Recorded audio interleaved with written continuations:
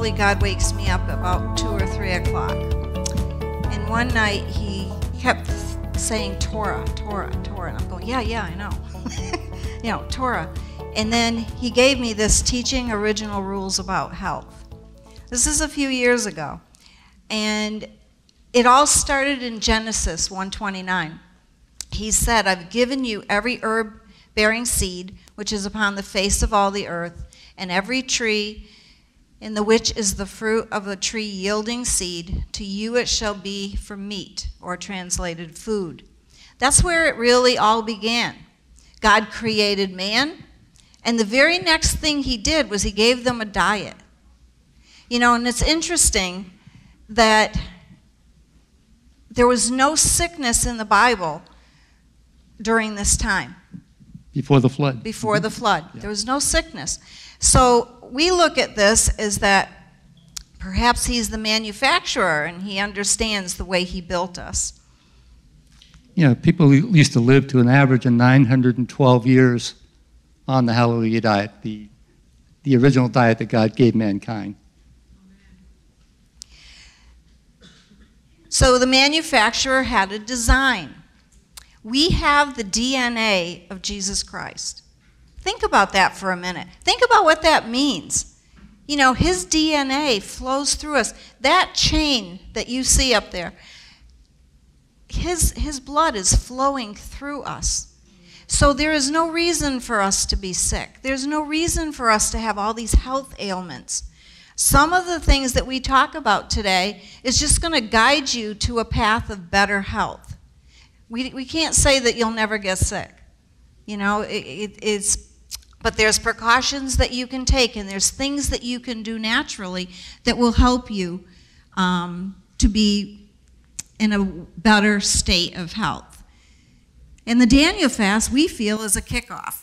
It's a kickoff to feeling better. Psalm 139, 13 through 14. For you formed me in inward parts. You knitted me together in my mother's womb. I praise you, for I am fearfully and wonderfully made. We all know that verse, but have we ever sat there and digested it and really thought about it? We're made in his image, guys. Without faithfulness, knowledge, and obedience to his guidelines, we get ourselves in trouble. But if we go back to the beginning, he's given us clues. That's why we study the Torah. He's given us so many clues in the Torah.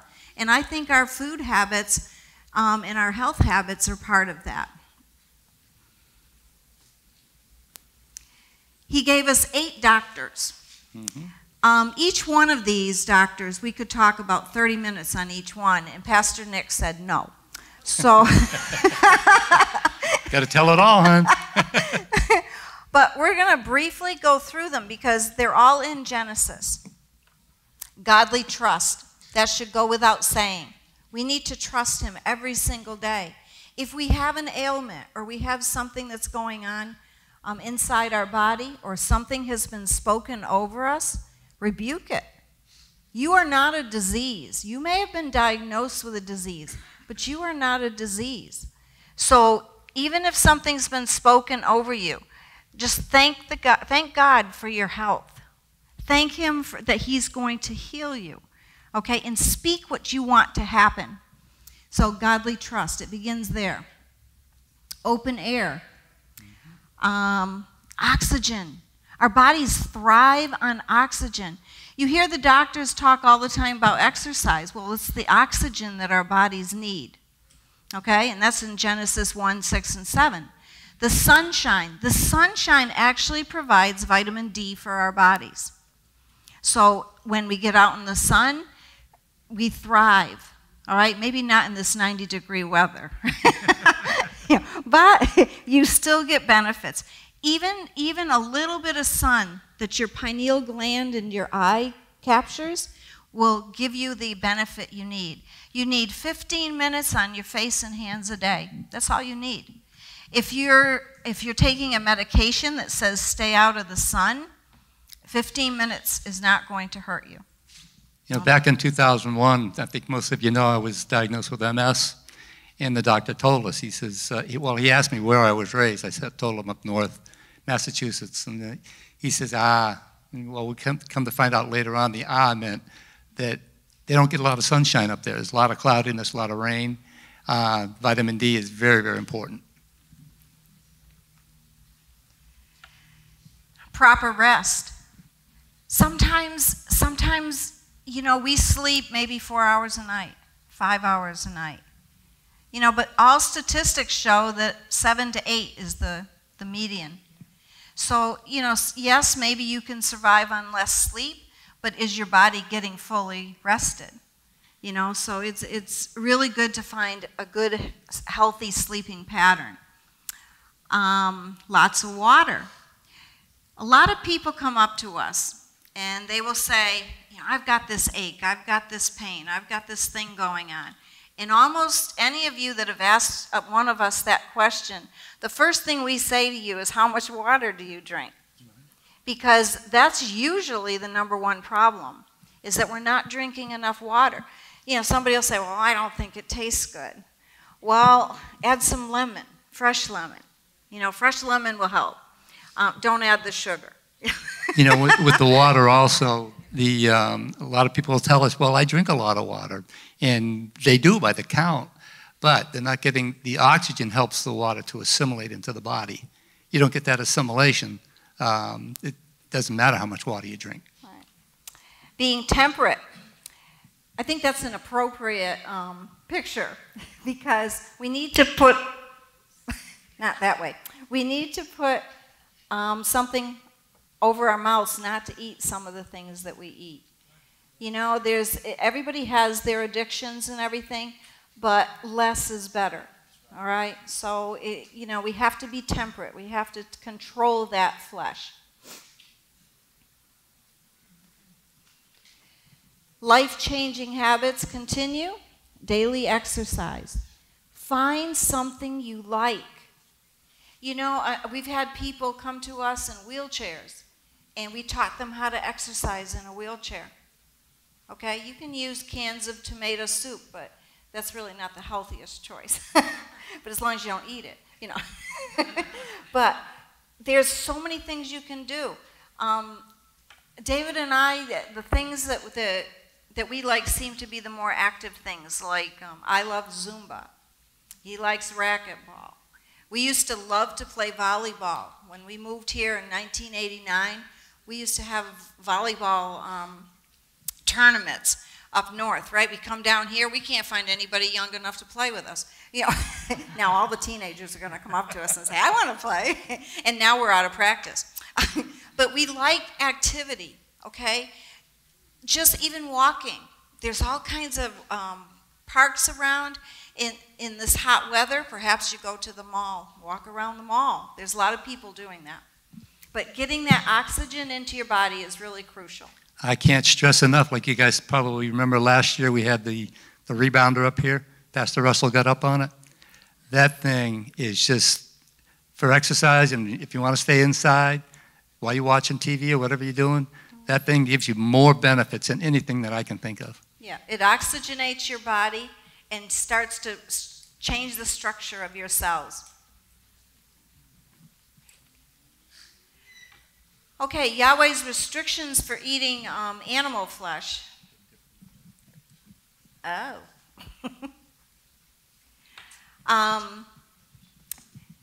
Genesis 9:3, God added meat to man's diet.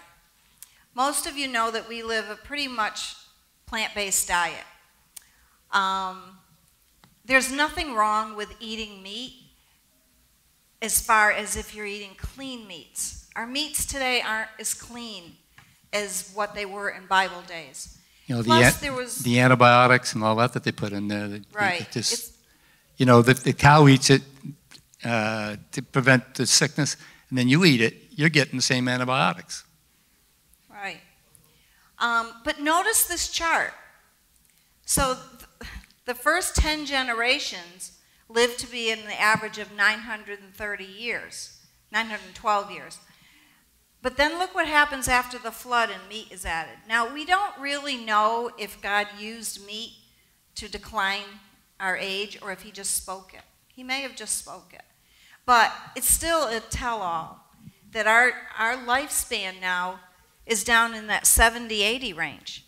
And a lot of that is because, you know, we have medicines that help keep us alive longer. You know, we have technology today that we didn't have. But still, that's quite a big decline. I think we would be so evil if we lived this long, you know? I don't know. You know, if you look at the older generation, people living to be 90, 100 years old. Honey, we're the older We're getting there, we're getting there. But most of those people were raised in the garden. You know, the generations now, you're getting sicker and sicker, younger and younger, because we're not eating out of the garden anymore. Yeah. Okay, so flesh foods. In Leviticus, the rules say no blood, no fat, and eat it within 3 days of slaughter. You know, we don't do that. You know, not many of us go out there and capture our cows. You know, I mean, we live with a bunch of cows, and I think Bill Carter would just have something to say about it if we slaughtered his cows. You know, so eating foods with a face was not God's original plan for the human race. Again, if you eat clean food, I think your body can tolerate small amounts of animal product. But we eat in a king's fashion, and we eat too much of it. Blessings or curses. Most of this PowerPoint today is going to be on the blessings of the Daniel fast. There are so many things that we can do that are going to bless you and bless your health. A diet of GMO foods, junk food, sugar, high fat, inactivity, these things lead to inflammation. The disease process is like swimming with sharks. It starts out with a nibble, and then pretty soon that shark's got a hold of you, that disease, that, you know, sickness. Your choices will mean that you eventually get bit. This all takes time, though. You don't eat all the bad foods in one sitting and then you get diagnosed. It's over time. It takes time, and these things start to creep up on you. And if you go to the doctor, they tell you that you're just getting older. At 30 years old, go ahead. Yeah, my early 30s, I was having a lot of trouble with arthritis in my hands and feet. There was days I couldn't walk, days I couldn't work with my hands. And go to the doctor, and he says, "Doc, what's going on?" He says, "Well, Dave, you're getting older. You have to expect these things." What kind of answer is that? That's not the Lord's plan, you know? But praise the Lord, after, you know, when we changed our diet after getting the MS, all kinds of things went away, including the arthritis. I would walk again without pain. She talked about the sugars, the inflammation that the sugars cause is in most diseases. You take all the autoimmune diseases, heart disease, all of that involves inflammation. Right. So if we can stay away from the things that cause it, you know, it's better to go back to the root cause than it is to try to cover it up with medications.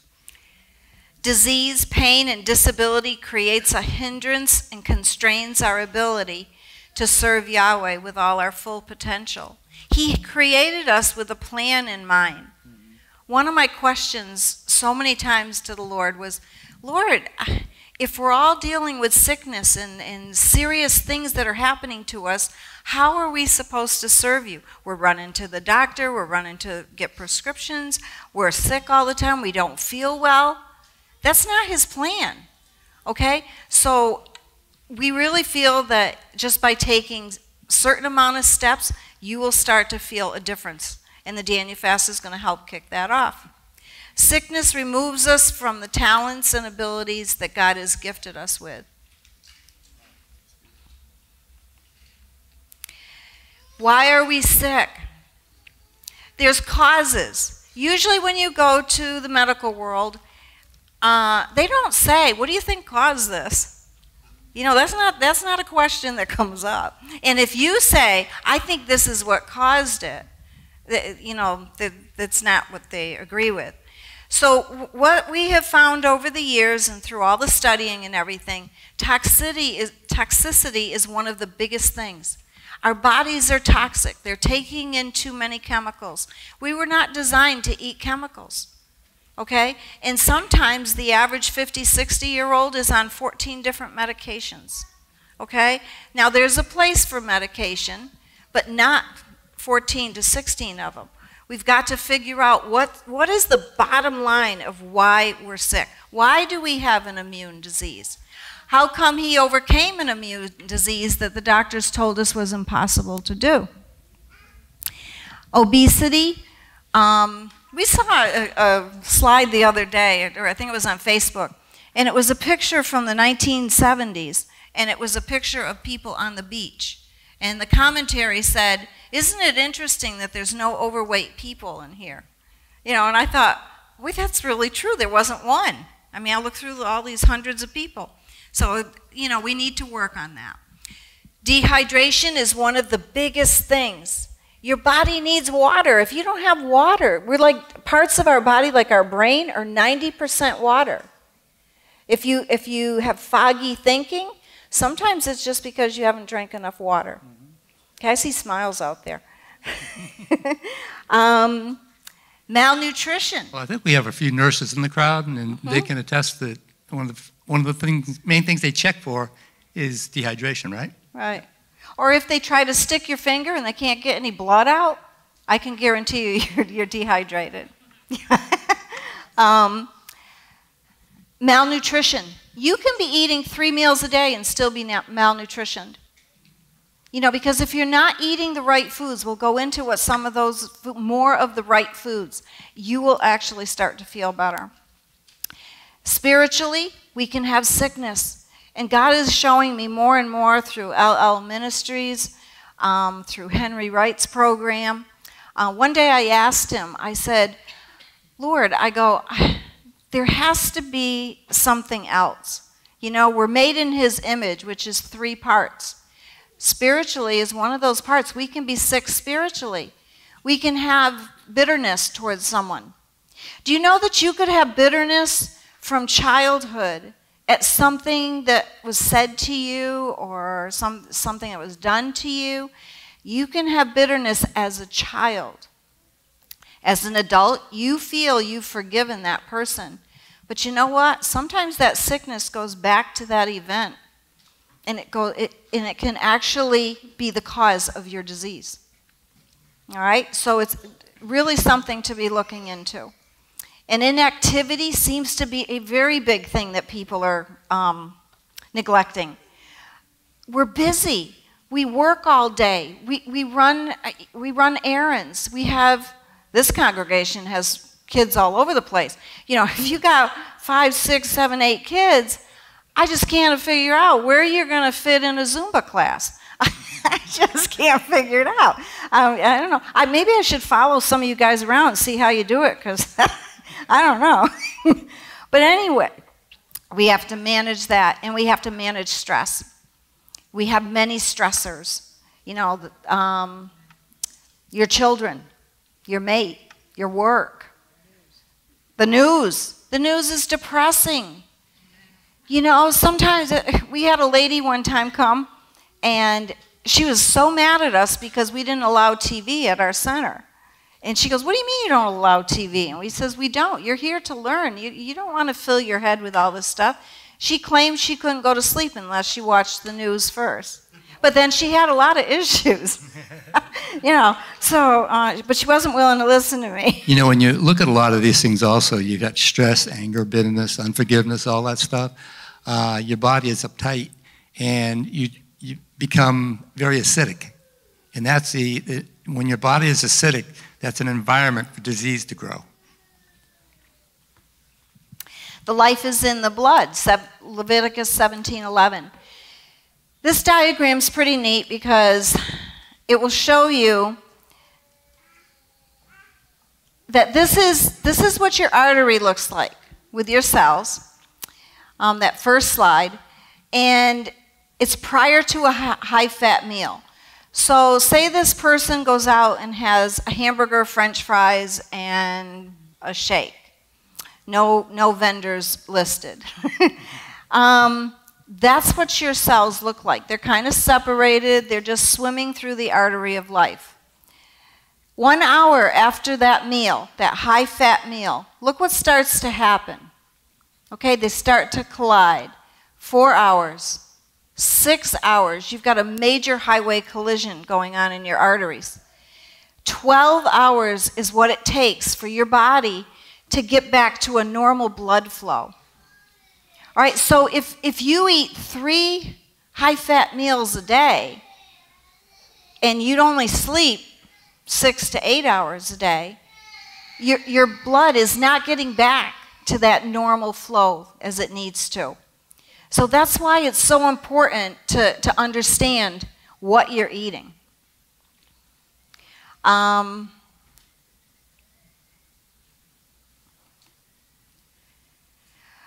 are enzymes important? You know, there's 2 types of enzymes. There's metabolic and generic. Now, the metabolic enzymes, these are like catalysts. They're activators that make the food synergistically work more efficient. So they're made so that they can run your brain. If you hang around with people that don't seem to have a brain, I'm telling you, it's because their metabolic enzymes are not being made, all right? It runs your heart, your muscles, okay, and your kidneys. So your major organs need metabolic enzymes. Generic enzymes, these are when eaten or juiced, so juicing comes into play here. Living foods, you'll hear us say. Your body converts those generic living enzymes into the metabolic enzymes. So if you eat a predominantly cooked food diet, you're lacking in those enzymes being produced into metabolic enzymes. You cannot eat junk foods, cooked foods, and all dead food and then make metabolic enzymes. So the living foods need to be consumed daily. We try in every way. Juicing will ramp that up. We'll talk about it a little bit later. If you juice, living juice, you will get more of those generic enzymes transferring into the metabolic. There's 2 eating styles. When disease is present, there's a lack of enzymes in that system, tissue, or organ. If you look at these 2 pictures, everybody, whoops, everybody will say to me, they will say, but I like all these foods. You know, now, I mean, even our little ones, but Mommy, I like all those foods. Well, the key is to learn how to use these foods that God created. He didn't create Twinkies. He didn't create Oreo cookies. Man did. Okay? And unfortunately, they use some products that really cause inflammation in the body. So it's a catch-22 if your diet is predominantly those things. But the key also is to learn how to make good food that tastes good with all the healthy food. And that's what we try to do. That's what we try to teach people, is how to eat foods that are healthier. When we deprive our body of the living food enzymes, if you can think of your body as a bank account, all right, and every time you eat cooked food, you're withdrawing from the bank account, all right? Every time you eat the living food, you just made a deposit into your bank account. But if you continually eat all dead, void of nutrient and void of enzymes, your bank account is going to go, okay? And then you're going to get diagnosed. Feel so good. What? I said, that's when you don't feel so good. That's when you start not feeling well. There's this, you know, signals going on, and you're like, oh, something's wrong. I don't feel good. There was a study done in 1940, excuse me. This is Dr. Pottinger. And what he did, he financed his own study because nobody was interested. He took 900 cats, divided them into two groups, raw food and cooked food. It's the only known study of raw and cooked foods. The processed food industry does not want to know about this, all right, because right on the labels, they say healthy, good for your heart. They say all these things that trigger us and say, oh, good, this one's good for my heart, so I'll eat this. So the first group of kitties were healthy offspring, but prone to disease later in their life. The second generation started to show signs of concern in the middle of their life. And the third had illness beginning at birth sometimes. Some died at birth, and problems they had problems reproducing. 1/3 of our children are having problems with fertility. Why is it? Why are we having problems? God said to go out and multiply, to fill the earth. Why is that process not working? There has to be a cause. Okay? The fourth generation did not exist. There was a movie back in the 60s or 70s called Soylent Green. Anybody watch that? You know, go watch it. Because I remember when we watched it, I thought, you know, we're kind of dumb enough to do something like this, you know. But I can't spend that much time on that. All right. This has significance for our kids today. They have old folks' diseases. If you watch the news occasionally, you know, you're hearing about young children that have cancer or born with it. They're having digestive problems. When they've done autopsies on 3-year-olds, they open them up and they've already got clogged arteries at 3. Okay? Arthritis and diabetes is epidemic among our youth. These things shouldn't be happening. We had a woman come through the center that had a little boy that had severe reactions, long story short, severe reactions to chemicals that were in the food. I don't remember which chemical. Yeah, but it was a GMO, all right? And this kid actually got very sick and wild. He was bouncing off the wall. She thought something was wrong with him. You know, and we said, no, take him off all processed food, and then we'll start adding some back to see what was the trigger. And it was a chemical that was in the food. And then now he's a little angel. He doesn't have any problems. And neither does his mother. According to the CDC, 1 in 6 children are overweight or obese. And yeah, it's probably more than that now. Mostly due to low nutrient diets and lack of activity. You know, when I was a kid, my mom used to shoot me out the door and say, come back for lunch. And then she'd shoot me back out the door and say, come back at supper. You know, and we can't do that today. The world is kind of evil, so we can't do that. But we can encourage our kids to be active. And if we're active, they'll be active. But if they see us sitting on the couch all the time, every day, all day, guess what? They're going to be a couch potato, a little couch potato. So we need to teach our children quality food. That there is differences in the food choices that we make. And it doesn't mean they can never have a piece of chocolate cake. It just means don't make that primary in their diet. Caffeine. This is everybody's favorite subject on the Daniel fast time. You know, it's a diuretic, number one. So if you're going to drink coffee, you need to drink a whole bunch more water, because that caffeine is pulling water out of your system at a very high rate. So our advice is, if you want a cup of coffee or something, you know, I like iced coffee. For some reason, I don't like hot coffee. But every once in a blue moon, I do like an iced coffee.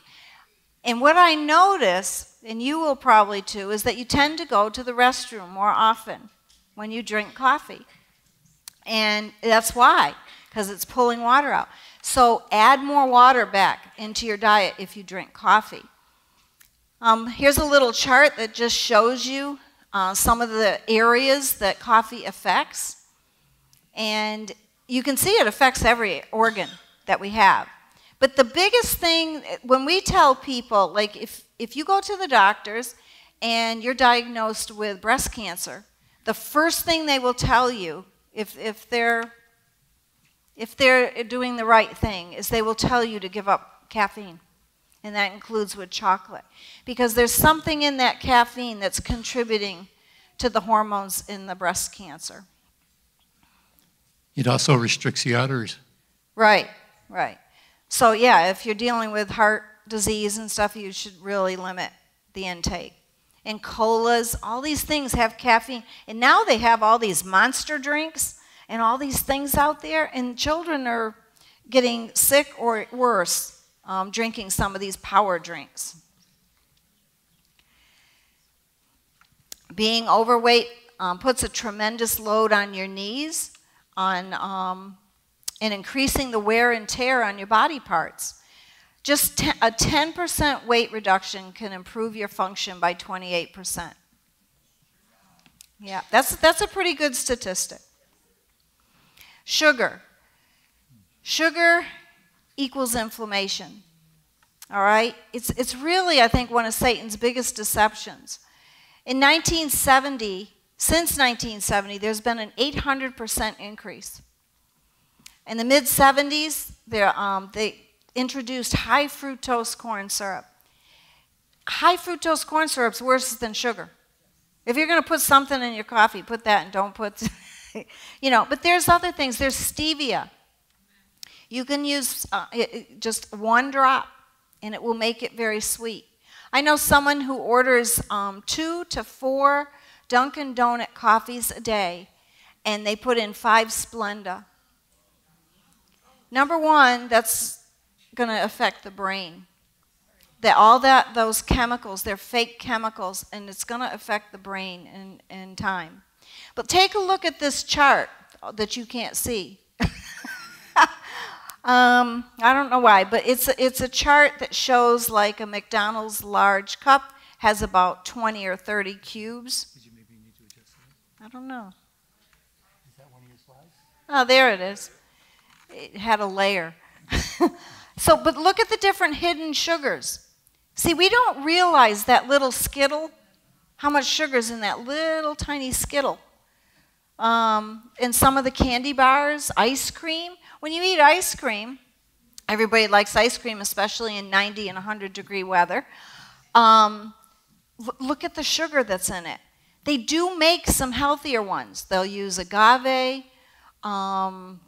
I can't think of the brand names, but there are some. The only problem is they charge you twice as much. Now, if you have a juicer, you can actually make your own frozen ice cream. In the culinary class we will be showing people that. Okay, alkalinity. It is really important for your body to become alkaline. And these are the foods that help you to get there.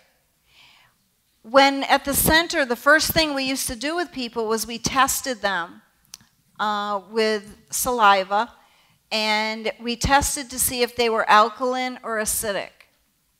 In the hundreds and hundreds of people over 15 years that we tested, there was only a handful of people that were alkaline. What does that tell you? If we gave each of you a pH strip, I would bet that there's maybe only 1 or 2 that are alkaline. Okay? Now, when you're acidic, it's the start of disease. So our goal is to get alkaline. And the only way to do it is to eat more of the greens. Here are some of the acidic foods. They cause inflammation, and it starts a process of cellular death. So you've got coffee and pizza and candies and chocolate and meat and, fried foods and some pastas and processed foods, sodas. This is primarily what people eat. And but it's causing the acidic values in your body. So you're setting yourself up for a little bit of a crash. So if you know that these are the acidic foods, you can work some of them into your diet, but not during the Daniel fast.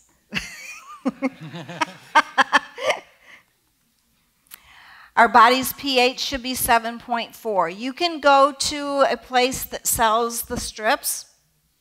Actually, first morning urine is a better time to test yourself. It's a little more accurate than the saliva. But this girl, she owned the Hallelujah Acres Lifestyle Center in California, and she had cervical cancer, stage 2.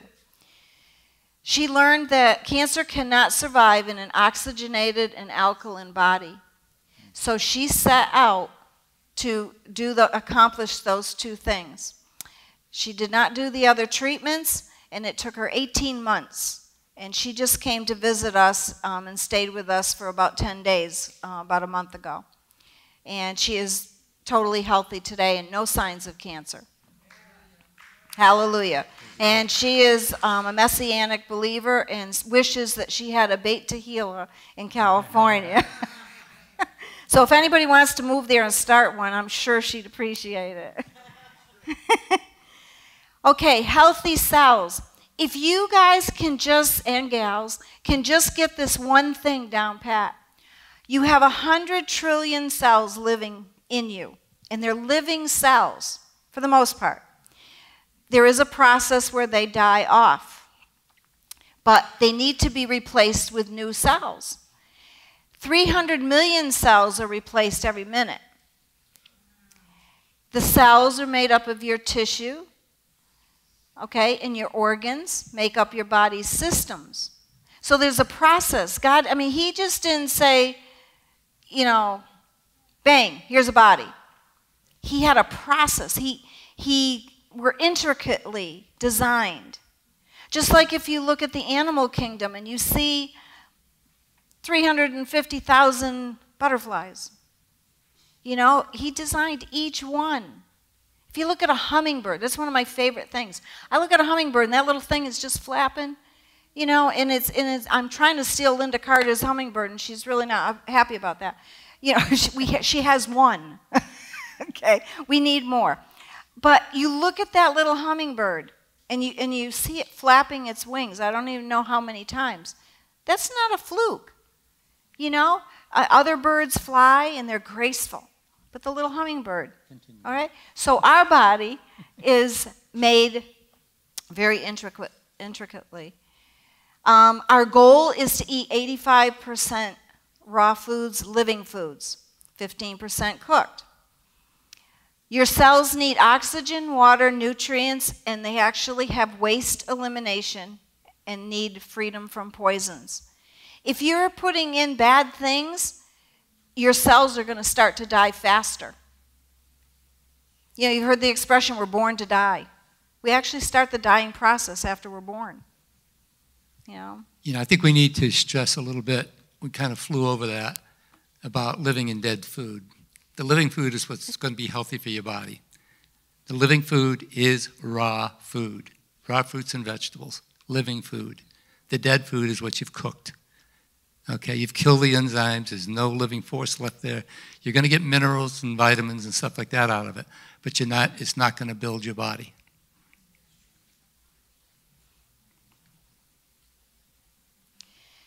We tell people to shop the outside aisles of the market.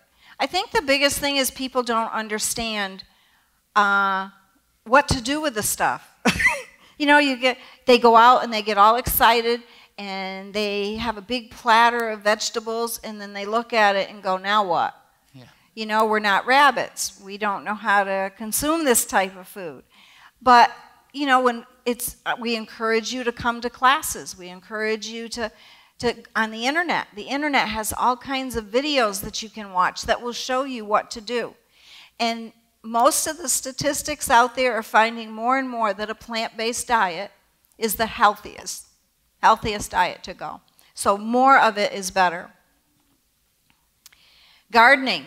Dave mentioned it earlier that, you know, our grandparents, and probably not our parents, because our parents were the ones that started, both mom and dad started going to work. So there was no time for gardening. You know, but if you look at that generation, a lot of them lived to be very old. You know, and I hate to even say that now because we're creeping up there, you know. but the gardening is really important. And there's many different ways that you can learn to garden. Again, the internet is amazing. And the food is going to taste better.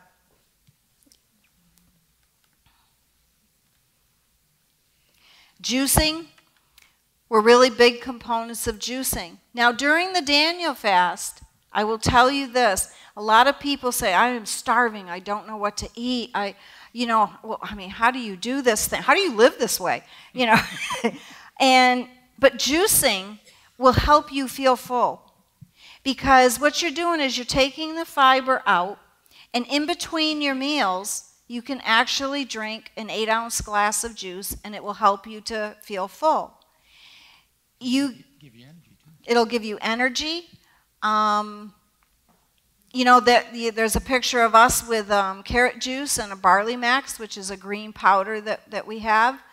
But cell food, you get about 92% of the nutrients when you juice. All right, so juicing is really important. The thing that we say is the only fruit that we juice is apples. Apples and veggies work well together. And we say only 8 ounces at a time, because that's all your body can assimilate. But during the Daniel fast, this really helps sustain you. If you don't believe us, try it. You know, and try to get fresh squeezed juice. If you don't have a juicer, then I would suggest going to one of the smoothie stores that does juice. All right, and Chuck's does it, yeah, and there's like a Nectar down the street. Sprouts does it. Yo-Yo, they do it? Okay. So there's lots of options. When I was battling the MS, you know, I was doing 6 to 8 of those a day, and I was almost to the point I didn't need to eat. But it's I did still eat, but it's it just gives you so much energy, and that's powerful to the blood, powerful to heal your body. Yeah. Okay, Barley Max is another form of juicing. This is a product that we really believe in because it's cell food. So it will give you the energy. It's like you've heard that chlorophyll is good for you. This is made out of baby barley and baby alfalfa. And by the way, this barley is not the kind that people are allergic to. This is the grass, okay? But it helps to build strong, healthy cells. So as the cells are reproducing, this helps you to reproduce healthier cells. 2 shot glasses a day. Yeah. Blended foods. This is an area that is really good during the Daniel fast.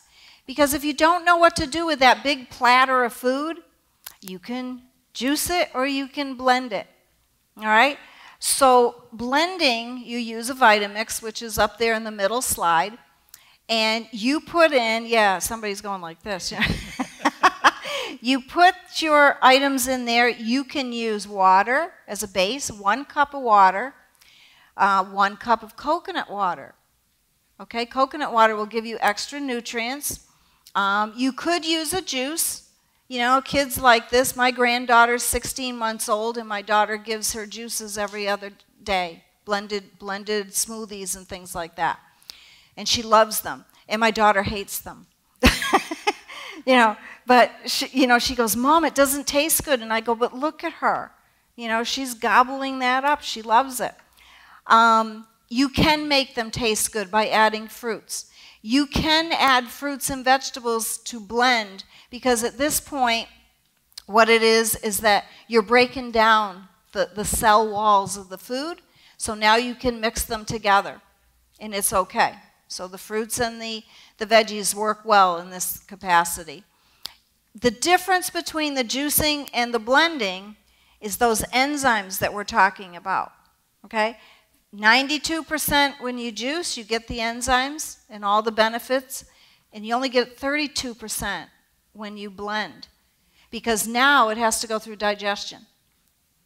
All right? So the digestion process eats up some of those nutrients. Now this is a picture of different types of food that we eat. People think we just chew on celery all day and carrot sticks. You know, and when we go somewhere, they'll go, oh, you eat that? You know. Okay? But I want you to just kind of look at it. The first one up there is manicotti. Oh, sure. Oh, Lordy. Oh, let's see. That was the strangest manicotti I've ever seen. I don't know why, but they blocked this out. Gosh. Well, anyway, I just want, oh, there you go. Okay, well, I want to point out that, that first one is manicotti, and it's a raw dish. It's made with like a tomato sauce, and zucchini is the macaroni. The salads, look at it, it's beautiful. And then we have in the middle, we have cheesecake. And I always love audience participation. The reason they're saying that is because we use raw cacao. Cacao. Yeah.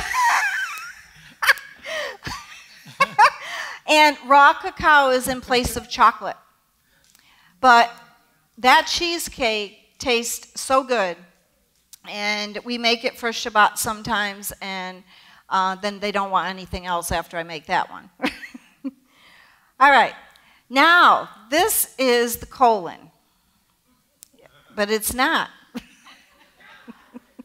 There you go. That is what a healthy colon looks like.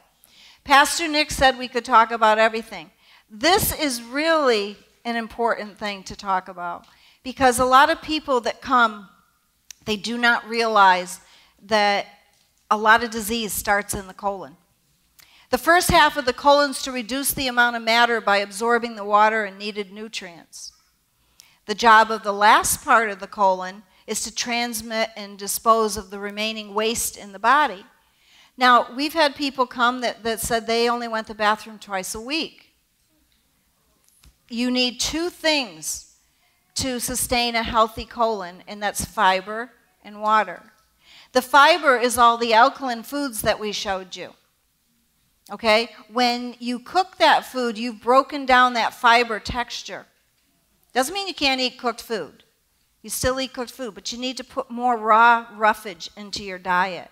And the water is what's going to help to flush that sewer system out, so to speak. So it's really important. But that's what a normal colon looks like. Sometimes when x-rays are taken, that colon is all twisted and mangled. All right? Nurses are out there shaking their head, and they probably have seen that themselves.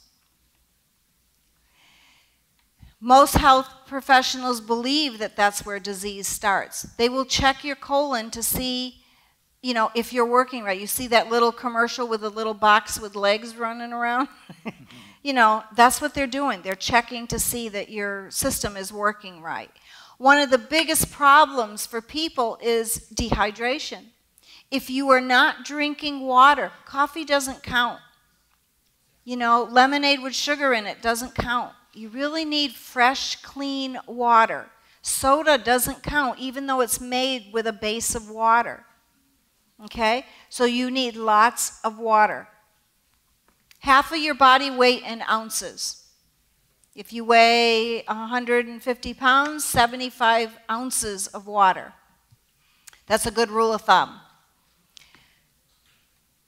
And another thing that will help you with your digestion is probiotics, or digestive enzymes. If you have digestive enzymes when you eat cooked food, there's enzymes in the raw food. But when you're eating cooked food, what we do is we add a digestive enzyme to the meal, and that helps you to digest. It gives you the extra enzymes your body needs. This is a product we use to clean the colon. It's very helpful to to get a jump start, and the Daniel diet is a perfect time to do that. We usually recommend 1 or 2 of these bottles when somebody first starts changing their diet, because there's been years of buildup in your colon. The bigger your tummy gets, the more stuff there is in there, okay?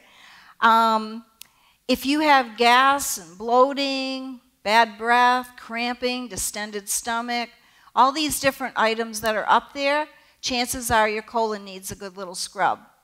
The Daniel fast is a good way to do it too, because you're cutting out a lot of those acidic foods during that time. If the colon is not kept clean, things start to putrefy. All right? And meat takes 3 to 4 days to exit your body. It's another reason not to eat as much. This places a burden on all your organs. Okay? So the Daniel fast, to me, is a good time to just clean ourselves out.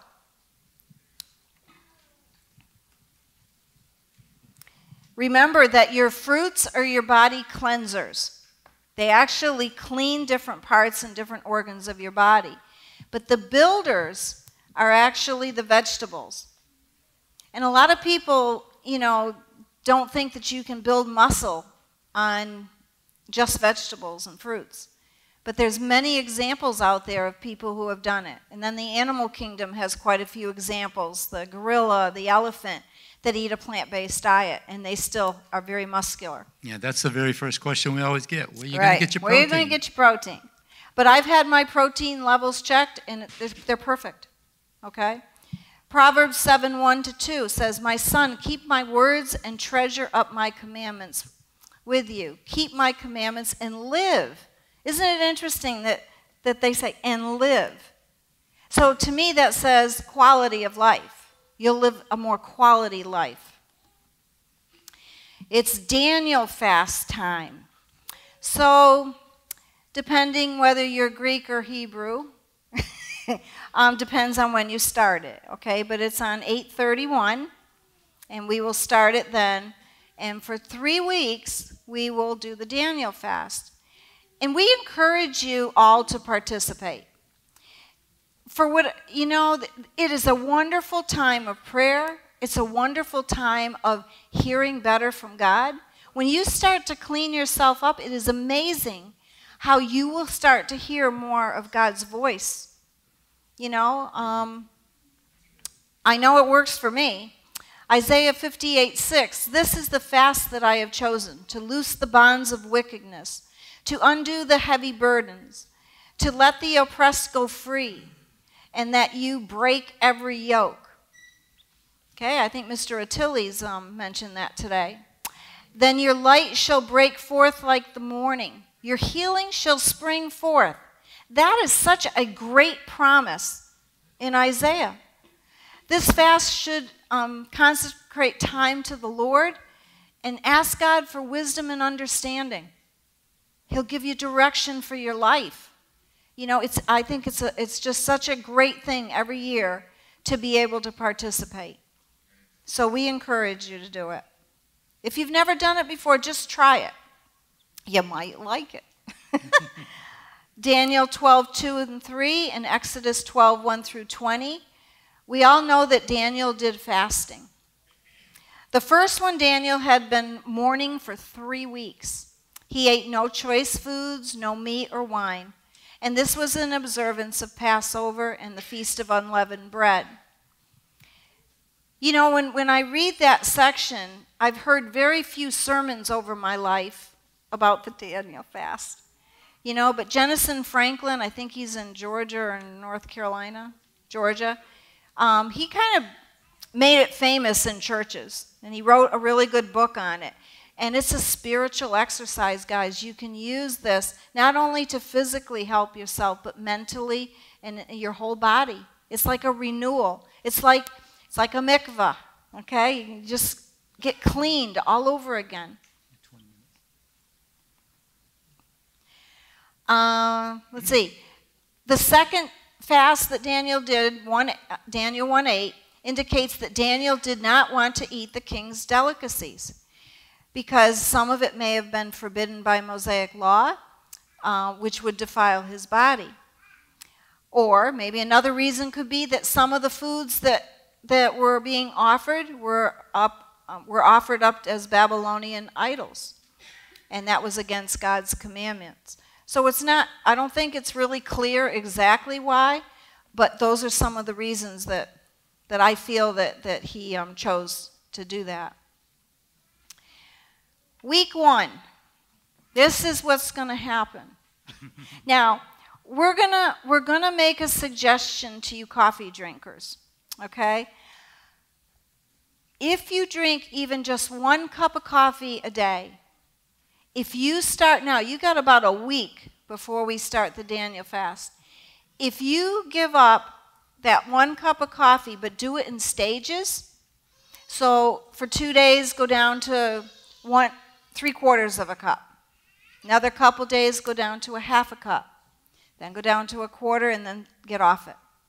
You won't suffer the headaches and the things that come along with caffeine withdrawal. It's a real thing. People end up with a really bad headache. At the Lifestyle Center, Sherry would tell everybody that one before they came, so they'd have, people would book 6 months ahead of time so they could wean down, But a lot of people didn't listen, and boy, did they suffer for it. Yeah. It came to, Monday and Tuesday, they were hurting. Wednesday, everybody was feeling better, and things went along. But well, typically, this is what happens to us in our reality, okay? You start to think, oh, man, this healthy food's making me sick. I've got a headache. I don't feel good. I've got digestive issues. I'm in the bathroom all the time. I'm having caffeine headache and meltdown.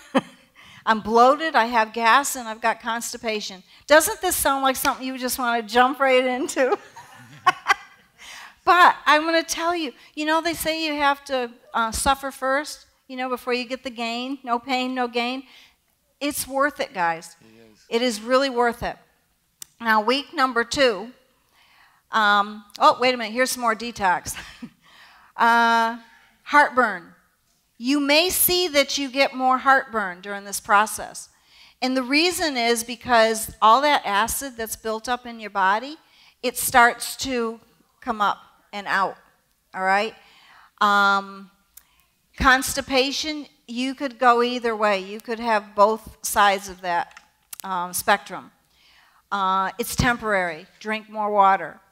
Your emotions, you might find that your emotions run scale high, you're up here, when the next minute you're down in the pits, okay? And it's because as all the toxins flow through your body, the Daniel fast will actually start to eliminate, it's partly why you don't feel well, will cause your emotions to just swing, okay? So husbands and wives, be patient with each other.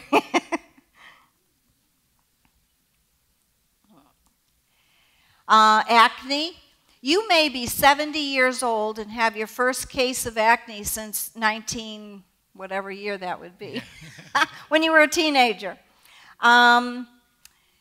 Gas and bloating is very normal. If you have friends, they'll understand. Headache is very common, usually right here, between the temples is pretty common. And you might feel very lethargic and just feel overly tired, more than usual, all right?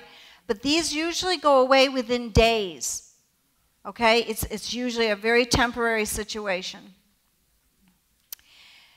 Week 2, the Israelites are feeling fantastic. We're all ready to go on to Hayavel. We're all ready to go Israel or bust. We are ready. We want to go on vacation because we haven't felt this good in a year. Okay? We have better digestion. We have more energy. The symptoms are improving. You start losing weight. You sleep better. You hear from God better. Your belly actually starts to shrink. Okay? So these are some of the things. And sometimes what we tell people is to go get some blood work done before the fast and then go and get it done about a month later. And just that 3 weeks will make a difference in your blood. Leviticus 17:11, the life is in the blood. It's one way to improve your situation. Now, week 3, typically this is what we see. We return to Egypt. We return back to the world. We can't wait for the fast to be over. Mentally, yeah. Mentally. This is a flesh thing. I'm so excited to have my cup of coffee, my sirloin steak, Tom, and here I come. Tom wants to know where the steak is. But why are we so excited to get back to those habits that made us feel yucky? I think the biggest thing is we don't have the mental capacity to think that we didn't feel good when we ate those foods. We just, we kind of forget, and I think that's very typical. We all go through that. But you know what? What David and I hope, we've been here for about 12 years, and we've seen many of you change, maybe not everything, but we see changes, and it's okay.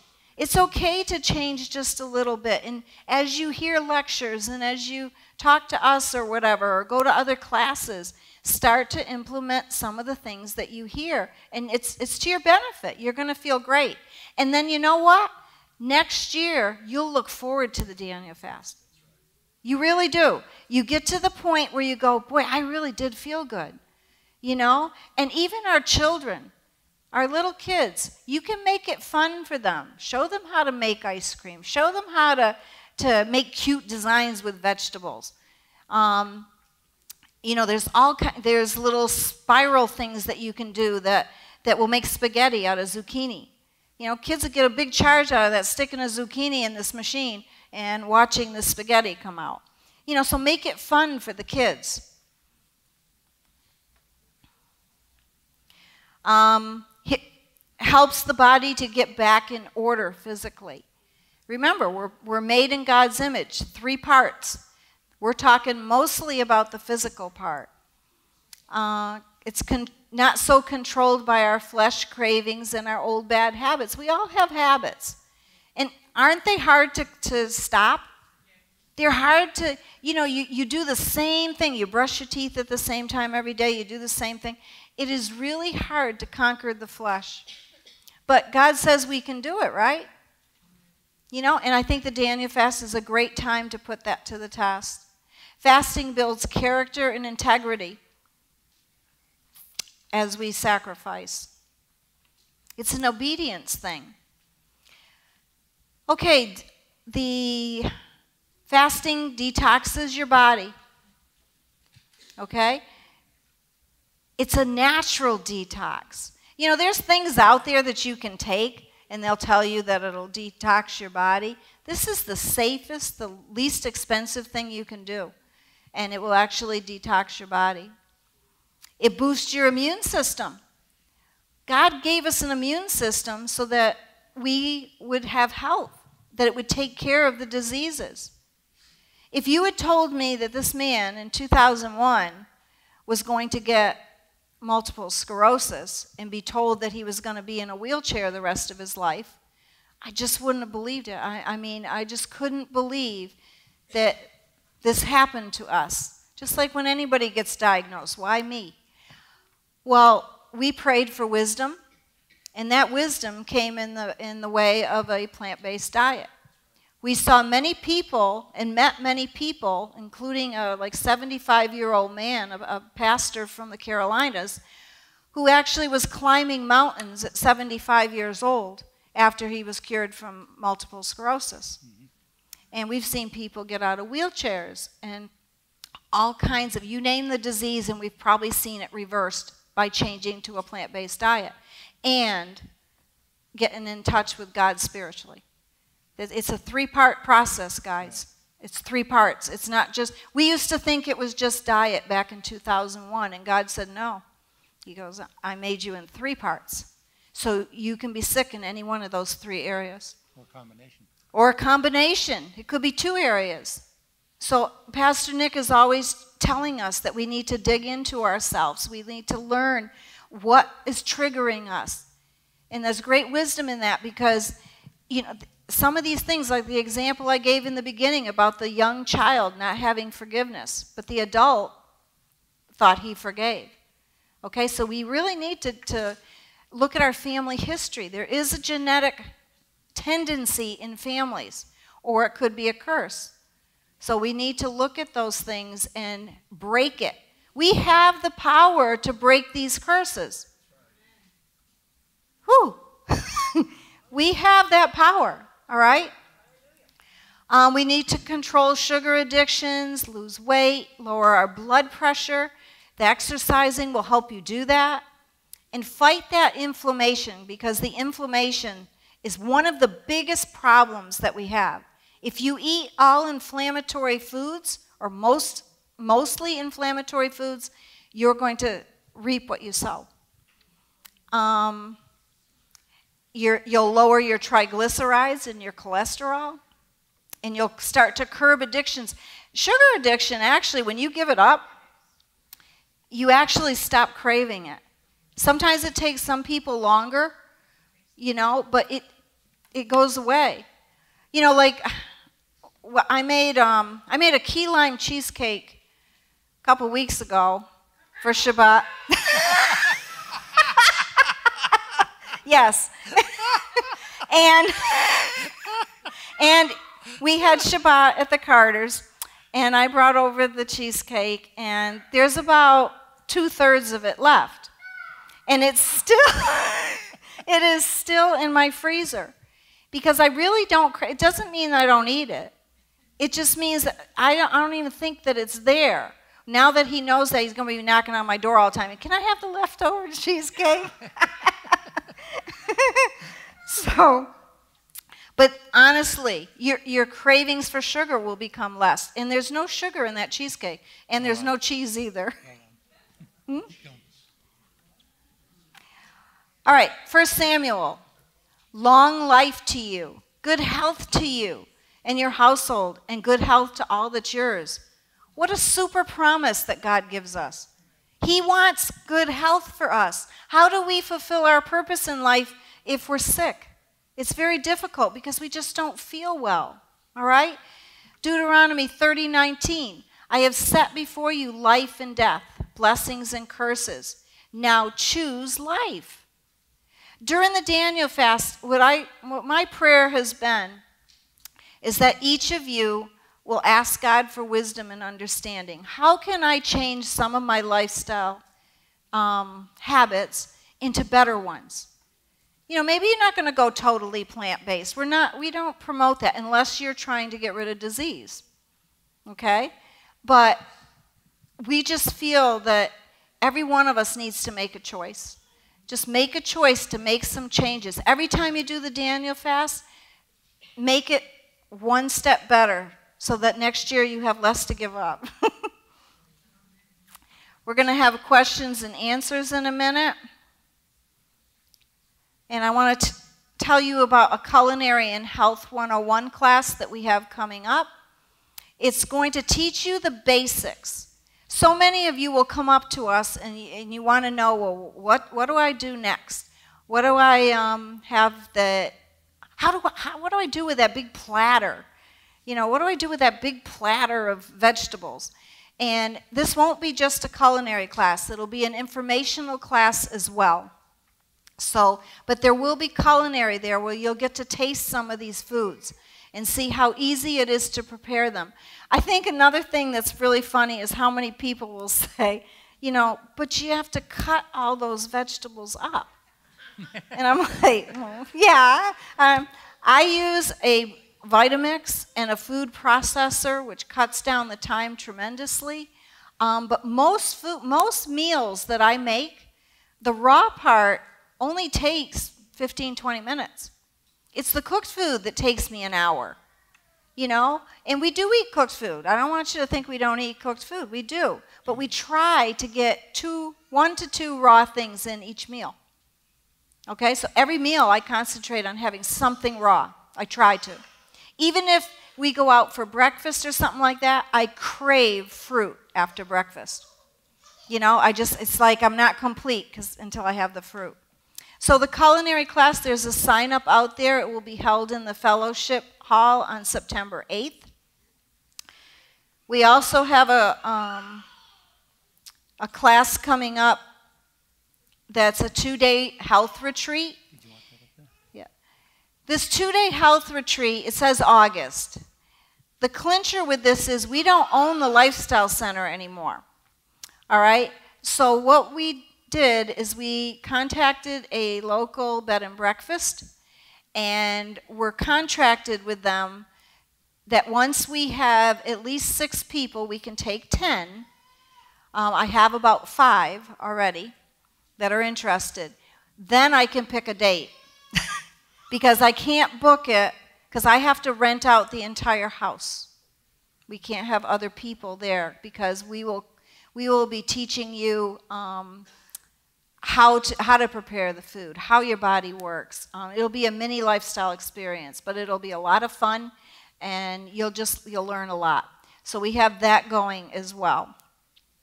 I do have a few more minutes left, so I just want to go over just one ailment that people have. This is rheumatoid arthritis. All right, so here's a picture of your knee joint. A lot of people have this problem. There's the femur on the top and the tibia on the bottom. And then notice in the middle, there's this cartilage.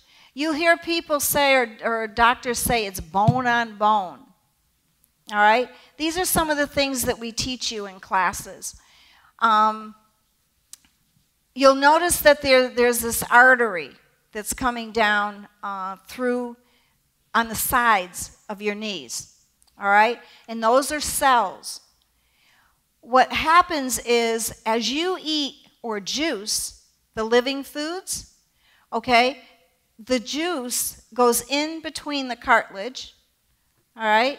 So it goes right in here, all right? The nutrients, they go in here, and then when they come out, they take all the toxins with them. So when you eat the healthy food, your body's doing this process, good in, bad out. And basically that's how your cells work. You know, they reproduce the healthier cells. So if people will ask us, can the cartilage grow back? Every medical person I've talked to said no. But we have testimonies of people that were not bone on bone, that there was still some cartilage there, which meant there were still living cells there, and their cartilage came back. So, again, no, you can't cure MS. He has no signs of MS in his body or any of the symptoms. The blood flows by the joint to maintain the cartilage nutrition. Good nutrition needs to go across the synovial membrane and into the joint space. The good health also depends on the diffusion of waste leaving and going back into the blood vessel. Anything that impedes the fluid flow produces arthritis. So that could be in your elbows, it could be in your fingers, your wrist, carpal tunnel, all these different things. This could be why, because the nutrition isn't there to sustain the life. The water functions like a shock absorber. It lubricates and nourishes the cartilage. Alcohol, refined oils, sugar, refined starches, it creates rouleau. So those little red dots, if you look right here, well, no, I'm not going to look right there.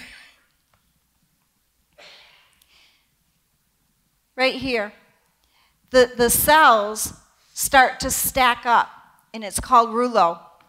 And the rouleau impedes the fluid flow to and from the cartilage, which means no nutrition's getting into that area.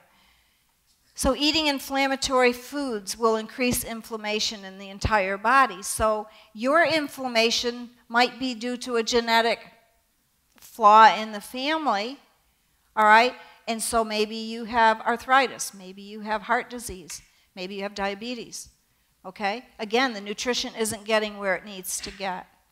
We're going to open it up for just a couple minutes for a couple questions, not personally related, but just about the Daniel fast. And Dave, I don't know if you want to run.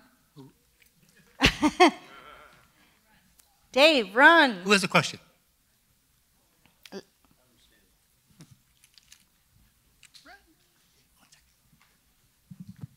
My question is about fresh vegetables versus frozen vegetables. Okay, great. Can you give some enlightenment on that? Great question. You only lose about 2 to 5% of the nutrition. Organic would be better. Organic, you don't have to deal with any of the pesticides or anything, so definitely, and especially corn. Okay. Can you explain the inflammatory food again? What is that exactly? Inflammatory foods? Usually it's your spicy foods, your tomato sauces can be very inflammatory, cooked food. Sugar. Sugar is huge. You know, and it's,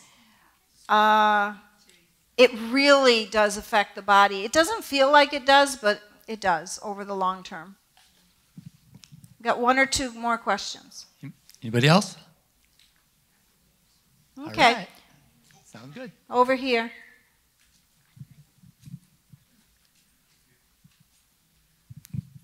Okay, you spoke a lot about health, but what are the foods we're supposed to eat on the Daniel fast? I mean, usually we Fruits? have a list of things. There's Okay. It's outside. paperwork outside, and honestly, you can go online and you can go to Pinterest and look up different kinds of things. You can go to our website. We usually have recipes back there as well. I don't know if they did it this year, but it's so easy. Honestly, there's a lot of easy recipes that you can do. Check out our website or come to the culinary class. That'll help as well. It's on the 8th. One quick question. Yes. I love spicy raw peppers, like Jamaican Scotch bonnets, like really hot raw peppers. I've heard that actually increases your metabolism or immune system sometimes. But there is some benefits to those kind of foods, but not every day. So again, moderation would be the key. But yeah, there is benefits to almost all the foods we have that are not in a bottle, jar, or can. All right, David and I will be out there. If anybody would like to sign up for any of the classes, we thank you for having us. We look forward to it every year. We hope you learn something. We hope that you really get something out of this and that you look forward to the Daniel fast. Thank you.